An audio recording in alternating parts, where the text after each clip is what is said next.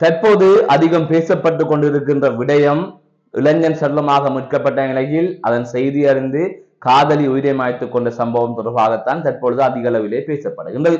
இது தொடர்பான செய்தியை ஏற்கனவே ஜேகே ரிப்போர்ட் எனப்படுகின்ற இந்த யூடியூப் சேனலில் நான் வெளியிட்டிருக்கின்றேன். ஆனால் அதனை தாண்டி சில விடயங்களை இதிலே பேச வேண்டியிருக்கிறது. சில விடயங்கள் தொடர்பான தகவலும் கிடைக்கப்பட்டிருக்கிறது. இளைஞரின் நண்பர்களுக்கு எதிராக போலீசிலே முறைப்பாடு கொடுக்கப்பட்டிருக்கின்றது. இவை தொடர்பாகத்தான் இந்த தொகுப்பிலே விரிவாக பார்க்க இருக்கின்றோம். அதற்கு முதல் ஜேகே ரிப்போர்ட் எனப்படுகின்ற இந்த யூடியூப் சேனலை சப்ஸ்கிரைப் செய்து கொள்ளுங்கள்.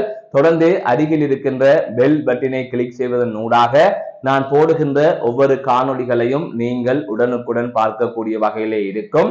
நான் நடராசா ஜெயகாந்தன். தற்பொழுது செய்திகளுக்குள்ளே செல்லலாம்.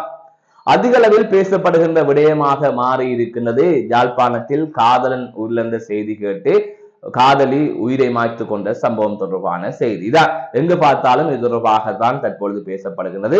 இந்த சம்பவத்தை தொடர்ந்து மாறுபட்ட இரண்டு வேறு கருத்துக்கள் சமூக வலைத்தளங்களிலாக இருக்கட்டும் அல்லது சமூக மட்டத்திலாக இருக்கட்டும் நிலவி வருகின்றது.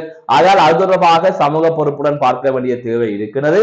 அதற்கு முதல் நடந்த சம்பவத்தை சுருக்கமாக பார்த்துவிட்டு அடுத்த கட்டத்திற்கு நகரலாம். ஜாழ்ப்பாணம் தென்மராட்சி வரணி பகுதியில் இருக்கின்ற குளத்திலிருந்து சடலமாக இளைஞன் மீட்கப்பட்டிருந்தார். அதாவது சுட்டிபுரம் அம்மன் கோவிலுக்கு பின்னால் இருக்கின்ற குளத்தில் இருந்தால் இவ்வாறு இளைஞன் சடலமாக மீட்கப்பட்டிருந்தார். கடந்த 17ஆம் தேதி இவ்வாறு குறித்த இளைஞன் சடலமாக மீட்கப்பட்டதாக செய்திகள் வெளியாகியிருந்தது. அதன் தொடர்ச்சியாக இவ்வாறு இளைஞன் சடலமாக மீட்கப்பட்ட செய்தியை அறிந்து அந்த இளைஞனின் காதலி உயிரை மாய்த்துக் கொண்டதாக செய்திகள் வெளியாகியிருந்தது. ஆகவே இவ்வாறு உயிரிழந்த அந்த இளைஞன் 23 வயதுடைய இளைஞன் என்று கூறப்படுகின்றது. குறித்த இளைஞன் கொடிகாமம் தவசிகுளம் பகுதியைச் சேர்ந்த இளைஞன் என்று தெரிவிக்கப்பட்டிருக்கின்றது. இந்த இளைஞன் இவ்வாறு நண்பர்களுடன் நீராட சென்ற நிலையிலே அவர் நீரில் மூழ்கி உயிரிழந்திருப்பதாக கூறப்படுகின்றது. அதன் தொடர்ச்சியாக குறித்த இளைஞன் சடலம் மீட்கப்பட்டு பருத்தித்துறை ஆதார வைத்தியசாலையில் பிரேத பரிசோதனைக்காக வைக்கப்பட்டிருந்தது. அதன் தொடர்ச்சியாக அந்த இளைஞன் உயிரிழந்த செய்திகள் வெளியாகி கொண்டிருந்த போதுதான் அந்த இளைஞனை காதலித்த 18 வயதுடைய மிரிசுவில் பகுதியைச் சேர்ந்த பெண் வீட்டில் தூக்கிட்டு உயிரை மாய்த்துக் கொண்டிருந்தார். அதன் தொடர்ச்சியாக குறித்த பெண்ணின் சடலம் சாவச்சேரி ஆதார வைத்தியசாலை வைக்கப்பட்டதாக செய்திகள் வெளியாகி இருந்தது. இதுதான் நடந்த சம்பவமாக இருந்தது. அதனை தாண்டி ஒரு தகவல் வெளியாகி இருந்தது.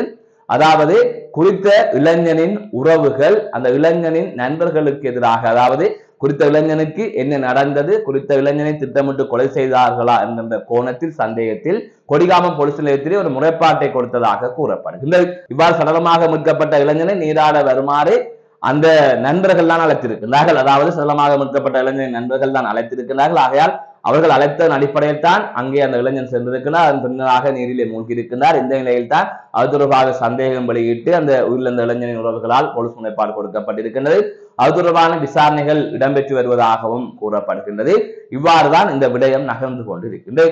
இந்த நிலையில் ஒரு தரப்பில் கூறப்படுகின்றது காதல் என்றால் இதுதான் காதல், உண்மையான காதல். அந்த இளைஞன் உயிரிழந்த செய்தி கேட்டதும் இந்த பெண் உடனடியாக உயிரிழந்து விட்டார். இந்த காதல் என்பது புனிதமானது. இன்று எத்தனையோ பேர் காதலர்களை கலட்டி விட்டு நல்ல வாழ்க்கை கிடைக்கின்ற போது வெளிநாட்டுக்கு செல்லுகின்றார்கள் அல்லது வசதி படைத்தவர்களை திருமணம் செய்து கொள்ளுகின்றார்கள். அப்படி இருக்கின்ற போது காதலனுக்காக உயிரை விட்ட இந்த பெண்ணின் செயல் என்பது மிக உன்னதமான ஒரு செயல் என்கின்ற அடிப்படையில் சிலர் தங்களது கருத்துக்களை வெளிப்படுத்தி வருகின்றார்கள். சிலர் அந்த பெண்ணையும் கொண்டாடி வருகின்றார்கள். இது ஒரு பக்கம் நடந்து கொண்டிருக்கின்றது. இன்னொரு பக்கம் இவ்வாறு சொல்வது என்பது சரியான ஒரு விடயமா? ஒருவர் உயிரிழந்து விட்டால் மற்றவர்கள் உயிரிழப்பதான் உண்மை காதலா என்கின்ற ஒரு கேள்வியையும் பலர் எழுப்பியிருக்கின்றார்கள்.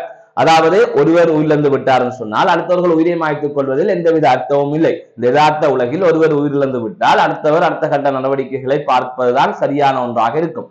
அதற்காக அவர் மீது அன்பு இல்லாமல் எல்லாம் இல்லை. சில இழப்புகளை தாங்கிக் கொள்ளத்தான் வேணும். ஒரு திருமணம் முடித்ததன் பின்னர் கணவன் இழந்தால், பிள்ளை இருந்தால் வாழ்ந்தாக வேண்டிய தேவை இருக்கிறது. எங்களுக்கு குடும்பம் இருந்தால் வாழ்ந்தாக வேண்டிய தேவை இருக்கிறது.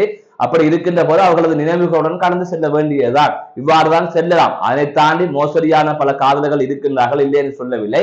இழந்தால் தான் உண்மையான காதல் என்று கதைப்பது என்பது சமூகத்தில் ஒரு தவறான முன்னுதாரணம் என்கின்ற கருத்தையும் பலர் கூறி வருகின்றார்கள். அதிலே நியாயம் இல்லாமலும் இல்லை. ஆகையால் காதலித்தால் கட்டாயம் உயிரை மாய்த்துக் கொள்ள வேண்டும், காதல் உயிரிழந்தால் உயிரை மாய்த்துக் கொள்ள வேண்டும், காதலி உயிரிழந்தால் உயிரை மாய்த்துக் கொள்ள வேண்டும் என்கின்ற கட்டாயம் எதுவுமே இல்லை. அதனை தாண்டி உயிரை மாய்த்துக் கொள்வது என்பது ஒரு தவறான முடிவு. அது என்ன காரணத்திற்காக இருந்தாலும் உயிரை மாய்த்துக் கொள்வது என்பதை எந்த வகையிலும் ஏற்றுக்கொள்ள முடியாது. இதனை நான் தொடர்ந்து வலியுறுத்தி வருகின்றேன். எனவே எந்த பிரச்சனைக்கும் உயிரை மாய்த்துக் கொள்வது என்பது தீர்வாகாது. அது காதல் விவகாரமாக இருந்தாலும் சரி, கல்வி விவகாரமாக இருந்தாலும் சரி, பொருளாதார விவகாரமாக இருந்தாலும் சரி, ஏனைய காரணிகளாக இருந்தாலும் உயிரை மாய்த்துக் கொள்வது என்பது சரியான ஒரு தீர்வு அல்ல. ஆகையால் அது தொடர்பாக இந்த சமூகம் சிந்திக்க வேண்டும்.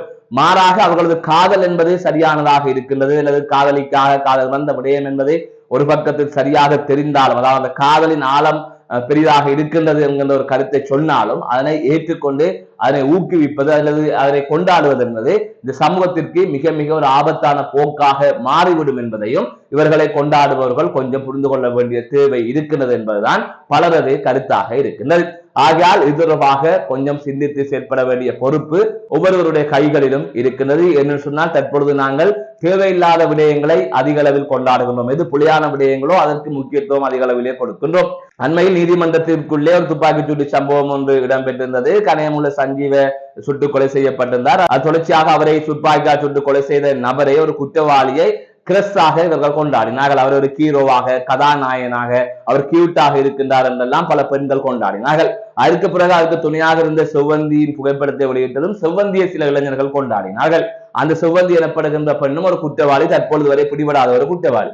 அப்படி இருக்கின்ற போது செவ்வந்தி போன்றவர்களையும் குற்றவாளிகளையும் கொண்டாடி வருகின்ற இந்த சமூகத்தில் இந்த விடயங்களும் சேர்ந்து வருகின்ற போது சமூகத்தில் அனைத்துமே ஒரு தவறான ஒரு முன்னுதாரணமாகவே மாறிவிடுகின்றது. ஆகையால் இதற்குள்ளே ஒரு சமூக பொறுப்பு இருக்கின்றது என்பதையும் பலர் விளங்கிக் கொள்ள வேண்டும். மீண்டும் ஒரு காணொலி சந்திக்கின்றேன். நான் நடராஜ் அஜயகாந்த். நான் கடந்து வந்தது சாதாரண பாதை அல்ல, நான் கடந்து வந்தது பஞ்சனை மித்தி அல்ல, நான் கடந்து வந்த நபர்கள் மிகவும் நெருக்கமான நல்லவர்களும் அல்ல. மேலே ஒருதன் இருக்கிறான் பார்த்துக் கொள்வான் தான் அடிக்கடி சொல்வது. பாடசாலையினுடைய அடிப்படை பெயரை, அந்த தமிழ் தேசியத்தோடு நின்ற பாடசாலையை, உலகத்திலே தமிழ் குழந்தைகளுக்கு வரலாறு தந்த பாலச்சந்திரன் நாமத்தை கொண்ட பாடசாலையை, போராளிகளுடைய மாவீரருடைய குழந்தைகளை தந்த பாடசாலையை பேரை மழுங்கடிக்க வேண்டும் என்பதில் பின்னுக்கு எத்தனை கருவிகள் இருக்கிறார்களோ அந்த கருவிகளின் இயக்குதல் என்பது எவ்வளவு தூரம் நடக்குமோ எனக்கு தெரியவில்லை. இருந்தாலும் அந்த அவற்றையெல்லாம் கடந்து கிளிநொச்சி மகாவித்தியாலயம் கனிஷ்டா மீண்டும் நிமிரும், அதனுடைய அந்த அழுக்குகள் கழுவப்படும் இது கொள்கிறார்கள். அதிலும் இந்த நேரம் ஒரு தேர்தல் காலம், அதிலும் அதை ஸ்ரீதரனுடைய தலையிலேயே சேர்த்து விட வேண்டும் என்பதில் மிக கவனமாக இருக்கிறார்கள். ஆனால் எனக்குள்ள ஒரு தைரியம் இருக்குது. நான் கடந்து வந்தது சாதாரண பாதை அல்ல, நான் கடந்து வந்தது பஞ்சனை மித்தி அல்ல, நான் கடந்து வந்த நபர்கள் மிகவும் நெருக்கமான நல்லவர்களும் அல்ல. மிக மோசமான மனிதர்களை எல்லாம் நான் கடந்து வந்திருக்கிறேன். மிக மோசமான கரடுமுரடான பாதைகளை கடந்து வந்திருக்கிறேன். நெருப்பாறுகளை தாண்டி வந்திருக்கிறேன். அடிக்கடி எங்களுடைய செல்ராணி விஜய் சொல்லுவா, நீ தைரியமா போன். அந்த தைரியமும் அந்த தெம்பும் அந்த கெத்தும் இருக்கும் வரைக்கும் மேலே ஒருதன் இருக்கிறான் பார்த்துக் கொள்வான் தான் அடிக்கடி சொல்றது. எல்லாத்துக்குமே மேலே ஒருதன் இருக்கிறான், அதுக்கு யாரும் பதில் சொல்ல முடியாது. சில வேளைகளில் இந்த நேரங்களில் அது வெளியிலே வேறு விதங்களாக இருக்கலாம்.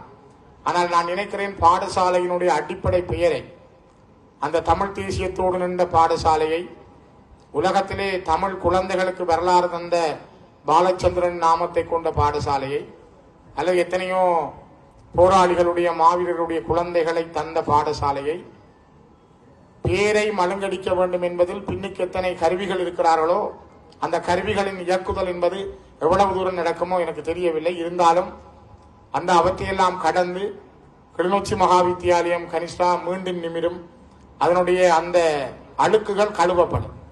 தவறு யார் செய்திருந்தாலும் தவறு திருத்தப்பட வேண்டும் என்பதில் யாருக்கும் எந்த எதிர்கருத்துக்கும் இடமில்லை. ஆனால்